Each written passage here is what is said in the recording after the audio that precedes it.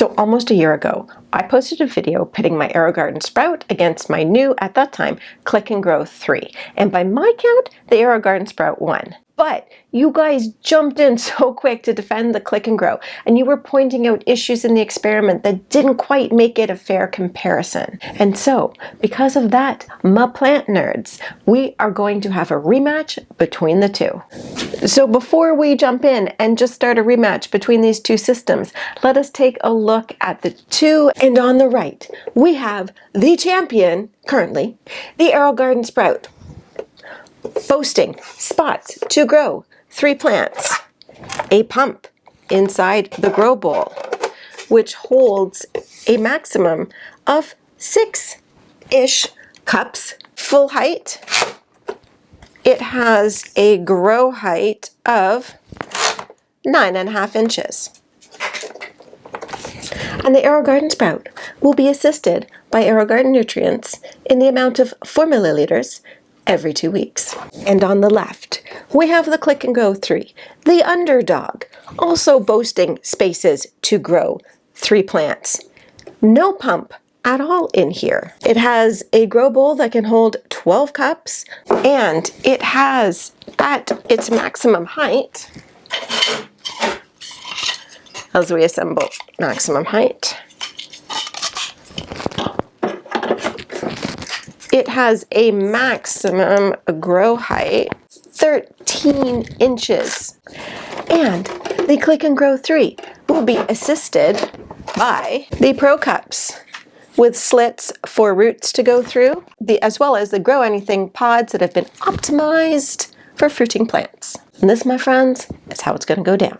So the first time around, we were growing the little gem lettuce, I believe it was, and we were growing the orange hat micro tomato. This time I am going to switch it up a bit, getting a little bored of the orange hat, although it is still the first micro tomato that I grew and that I love, but there are so many more out there. So we are going to take this opportunity to switch up the tomatoes. So the tomato that we're going to be growing is the monetka. Don't even know if I'm saying that right or not, but it's a really, really small dwarf tomato. It's supposed to grow about 8 inches tall. And because of this, I'm going to put it in the front. Now, y'all know, if I put it in the front, this will be some freakishly tall version and it will grow to 12 inches.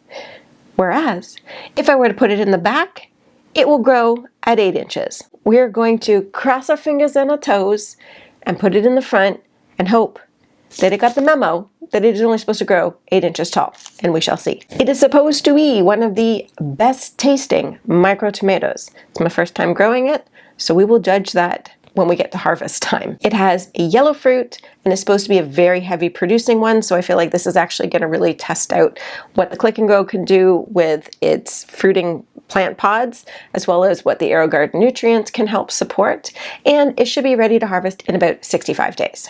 And instead of the lettuce, we are going to be growing some cilantro, and now apparently the way I say it is very triggering for some people. If that triggers you, I'm sorry. That is how we say that here in Canada, or at least how I say it. And this is the Calypso version from MI Gardener. One thing we will do is I'll show you guys how I crack the seeds in order to help with germination, because some people can struggle with getting it to germinate, and I have found that this little technique helps. And when I mentioned that you guys came to the defense of the Click and Grow the first time round, these are some of the comments that popped up in the old comment section down below of the other video. I am going to do my best to address those. That is why the Click and Grow is going to be next to the wall, in case there was any light reflecting off of the white wall that was benefiting the AeroGarden the last time round.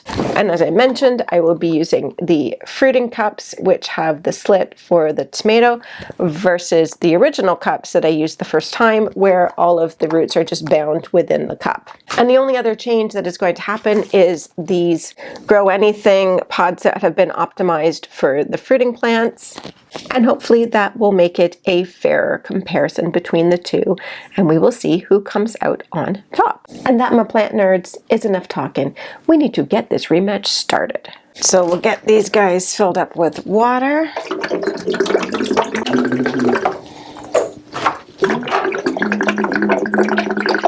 We will cover with a little terracotta pot or one of the AeroGarden covers the center hole. So if you're wondering why I'm covering the middle hole, because I'm only going to be growing 2 plants. In the 3-pod system, I never grow in all 3 spots. Personally, I just feel it makes it too crowded. I leave the center one open so that I give the plant a little bit more space to grow. Now, I don't want to leave it open and covered because anytime you have water and nutrients and light, you can end up having algae. So by covering over the empty hole, either with, like I said, the AeroGarden cap or the little terracotta pot or a golf ball or anything, it doesn't matter. What we're attempting to do is remove light from the equation and reduce the chance that we're going to get any algae growth. That is also the reason why the Click and Grow comes with these covers, and the AeroGarden has the stickers that can go on top. It's already there on the pre-seeded pods, or you can add it if you use the Grow Anything, which is what I do. In the Click and Grow, I'm going to use a regular pod in the back for the taller cilantro, and then in the front we are going to use one of the pro pods. In the front I'm going to use these optimized fruiting plant ones. So there it is. We'll pop it in the front. One of the covers. For the cilantro, I will just use one of the Grow Anything. They call them the experimental ones. These are not the optimized ones. When you take them out, they look exactly the same. Pop that in the back. We'll throw on another cover. And then after I put the seeds in, we will put on the grow domes. These are very important. They're going to help increase the humidity so that the seeds have a better chance of germinating. First, I will pop in the cilantro, and I'm going to do 2 seeds in each one. I'm just going to crack these open, because these little round balls, they're actually a seed pod, and they have 2 seeds in each one. By just gently cracking it over between your fingers, just gently cracking like that, then it helps to expose the seeds inside and gives it a better chance of actually germinating. So once they're cracked, you just have the little pieces. Seeing as I have the 4, I'm going to put 2 of these in the Click and Grow, and I will put 2 in the AeroGarden pod in a second when I seed that one up. Those, we'll put the other 2 aside. Open up these ones, the tomatoes. 2 seeds in for the Click and Grow, and then we will do 2 seeds in the AeroGarden. I will just decide which one is the healthiest, and I will remove the other ones. So just go ahead and put those germination caps on the Click and Grow. So for the AeroGarden, I'm going to pop in my baskets. I'll put a link to these in the description, but I always use the bulk Grow Anything sponges. That way I can choose what seeds I'm putting in. So grab 2 of those. A lot of the time what I'll do is pre-soak these, and then I will carefully put in the 2 cilantro seeds in the back and the 2 tomato seeds in the front. We will pop on the caps, and I need to put the nutrients in here. So I just have the regular liquid plant food for the AeroGarden, the 4 mils every 2 weeks as recommended. I get these syringes off of Amazon, and they are so much nicer for getting the nutrients out. I hate measuring it into the cap. And then they fit right in, and you can pull up your 4 mils, squirt that in, and now like get these guys turned on, and we will check back very soon. Okay, so it has been 2 weeks since I started the rematch between the Click and Grow 3 and the AeroGarden Sprout. We're seeing some growth. Got one little issue, which is going to skew things a little bit, but let me flip the camera and show you where we're at. Don't really want them to touch, so that should come off before that. But I've been a little distracted as per usual, so we'll take those off. And the reason you don't want it to is you can see all of that condensation. It's on the AeroGarden one. It is on the Click and Grow one, but with the lights being on, and if it's touching, then what can actually happen is they can act like little magnifying glasses and actually burn the leaves. These guys are resilient, so they should be fine. They'll bounce back, but we see both of them are growing well, and we're going to need to put in some of the AeroGarden food today, so we'll do that in a minute. We have the cilantro growing there, and unfortunately, in the AeroGarden one, we didn't get the germination, but I'm going to have to put a new couple of seeds in there, so we'll dump those out in a minute, but that is going to skew the growth between the 2, and then we want to get it to the 4 milliliters. There we go. Seriously suggest you guys get one of these. That's it for another 2 weeks. Now we have to deal with this guy. So there's some new seeds in there. We'll pop it back in. Right now, Click and Grow is looking good. I'll leave the light for a little bit longer, and then I'll have to raise that one. That's the unfortunate thing. Like I mentioned, I'm going to have to raise it by that much. We're just going to put it way above. So I'll probably let these get a little bit closer to the light than I normally would. You typically want to keep them 4 to 6 inches. But because I'm going to jump it up so high, I don't want these guys to struggle more than they have to. So we'll check back probably in another week or 2. The additional cilantro I put in has taken. And so we are back in business.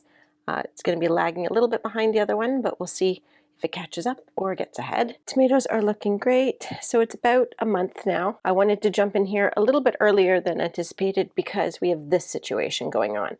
So hopefully you'll be able to see from here. Going to grab my extension arm. I measured these before, they're 5 inches long. So don't need to unplug it, just need to wiggle this up. Oh my goodness. Clicked it in here somehow. Now it doesn't want to come out.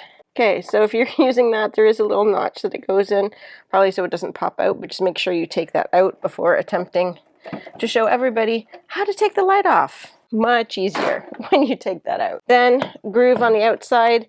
We can match that up, put the cord back in there. We're back in business. And judging by the float, I need to get a bit more water into this one. The AeroGarden's doing okay. We still have quite a bit of water in there. But you can see the difference now. This one is pretty close, but this one I don't have an option. It's quite far away. You do end up with a higher grow height on the Click and Grow 3 than you do on the AeroGarden. But I must say I don't love the big jumps in height you have to do with the light, but that's just me. All right, so I have my water jug, and then we'll just top it up. Might as well top up this one too.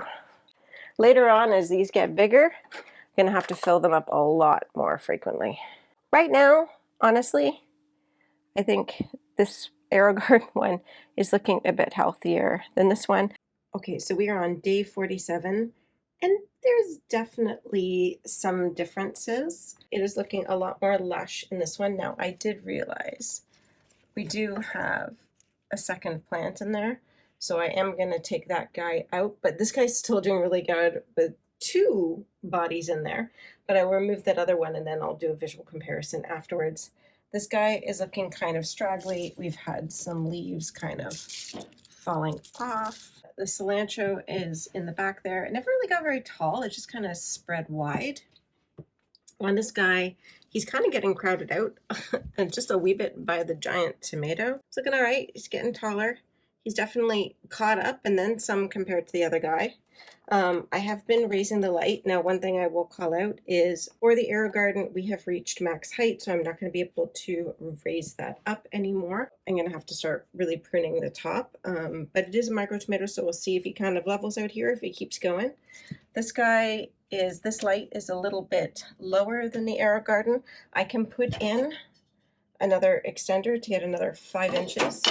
The only problem with that is I don't have enough room under here, so I'm probably going to have to move this guy up top. I just filled that up and you can see all the lovely roots forming in there. I have been filling up the AeroGarden Sprout probably about every 2 days, just topping it up because I can hear the water trickling from the pump. Whereas in the Click and Grow, I haven't really had to put in too much water. The float is still there. As I kind of showed you at the beginning, everything is pretty much in that pod. It does have the ability, because I did use the pearl cups, to go into the bottom. So we'll try and take a little peeky in there. But that's pretty hard to see. But I'm not really seeing too many roots in there. Maybe a little bit, hard to tell. But it's very different in terms of how the roots can spread out. Trying to wait until the end, but there is quite a visual difference between the two. Really, you know what? Before I keep saying that, let me get this other guy out first, and then we'll see what we're looking at, and then I will take him and transplant the extra guy outside. Okay, so that was a task and a half, and the second one I got out, it's honestly bigger, well, about the same size as the one in the Click and Grow. There's some roots on that. I just ripped this guy out. So if you guys are concerned, tomatoes are extremely hardy. It's trying to get some extra roots growing. So when I stick this in the ground, this guy will grow. Honestly, even if there was no roots in here, he would still grow. He'd look a little sad for a couple of days. Tomatoes are probably one of the hardiest things out there. So now we have the comparison of the one in the AeroGarden and the one in the Click and Grow. And, you can see there's a difference. You can see, I don't even know. Oh, there's the starting to form a little bit of flowers there. But on this guy, we already have blooms. We're gonna have tomatoes very, very soon, but there's blooms all over this guy. And even with more space and more access to the light, the cilantro on that side is just not as big and healthy as the one that is on this side, getting, losing some of its light to the tomato. That's ginormous. So it has been 70 days since I started up those guys behind me in a rematch to see which one would fare better, growing some micro-dwarf tomatoes and some cilantro. And we have learned some things, and I was surprised by some things. And I am calling the winner as the AeroGarden Sprout for the second time, holding on to the championship. Before all you click and grow lovers come at me in the comments, I'm just going to flip the camera around and show you what's going on, and we'll talk about what this means and what it doesn't. So there they are, and you can visually see there is a very big difference. So we have the tomato on this side, which is looking a little extra wilty just because it was a little bit low on water that I just topped up, but so was the AeroGarden Sprout. So that is not the only reason this guy looks like this. Like, this poor thing has struggled the entire way along. You can see just the difference in growth. I mean, this one's got some crispiness on it too. On the AeroGarden, we have more than a few fruits. I'm not going to wait for them to ripen because it's not going to make a difference. I'm going to take this guy and transplant him outside and let him continue his growing out there along with the cilantro. I might even transplant that guy outside and see if he comes back. The cilantro and the click and grow did do better than it did in the AeroGarden. If we flip over here to the AeroGarden cilantro, this one, it's taken a toll on him. But as far as tomatoes go, the AeroGarden is the clear winner. I want to take a look at the roots as well, so I'm going to carefully see if I can get this guy out. So because I used the Pro Pods on here, the roots were able to get out, and there we have the roots on that guy.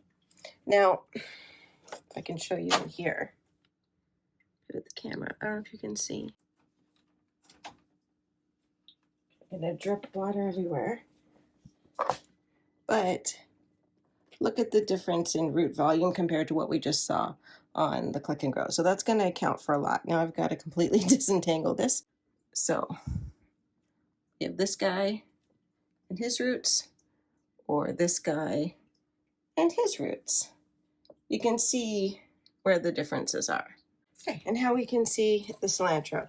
So this guy's stretched more than because the tomato was blocking him. He's got some crispies and his color's lighter. This one is a much darker color. He's got more growth. He's also just busting out of there. In terms of the cilantro, I think it did better in the click and grow. So let me know down in the comments, are you team click and grow or are you team AeroGarden? I am not saying by any stretch of the imagination that click and grow is bad and you shouldn't use them. I have 3 of them. So I just wanted to do the side by side because sometimes it's not a matter of trying to grow everything in one thing. You can find the best unit to grow specific things. So I think for me, I'm going to focus the click and grows that I have on growing the leafy greens. I actually have one of the click and grow 25, so I'm going to be setting that up and showing you guys all of that fun. And for my click and grow 3, and I also picked up one of the click and grow 9s because I like to have a whole bunch so I can test them out and share what I think with you guys, and hopefully that helps. But I think I'm going to focus those more on growing herbs. And then the AeroGardens, I can also have herbs, but the micro tomatoes do so well in those. So I'm going to focus on those for the micro tomatoes. And I'm going to grow a whole bunch of other stuff.